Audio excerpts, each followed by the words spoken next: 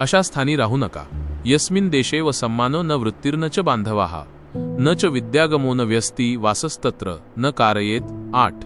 ज्या देशात सन्मान नाही, जेथे उपजीविकेचे साधन नाही, जेथे आपले भाऊबंद नाहीत आणि जेथे विद्या असंभव आहे अशा स्थानी राहू नये। अर्थात ज्या देशात किंवा शहरात खालील सोयी नाहीत अशा स्थानी आपण निवास करू नये। 1. जेथे कोणाही व्यक्तीचा सन्मान होत नाही। 2. जेथे व्यक्तीला काहीही काम मिळत नाही, जेथे आपले कोणी नातेवाईक किंवा परिचित नाहीत, जेथे विद्याप्राप्तीचे साधन नाही, म्हणजे शाळा, कॉलेज व वाचनालय नाही, अशा स्थानी राहून काहीही लाभ होत नाही। त्यामुळे अशा स्थानांचा त्याग करणेच उचित होय। मनुष्याने उपजीविकेसाठी उपयुक्त स्थळ निवडले पाहिजे। तेथील समाजच हा खरा त्याचा समाज असतो, कारण मनुष्य सांसारिक प्राणी आहे। तो केवळ पोट भरण्यासाठी जिवंत राहू शकत नाही। जेथे त्याचे मित्र भाऊबंद आहेत तेच त्याच्या उपजीविकेसाठी योग्य स्थान आहे। विचारशक्ती टिकविण्यासाठी ज्ञानप्राप्तीची साधने तेथे सुलभ असतील, त्याशिवाय त्याचा निर्वाह नाही।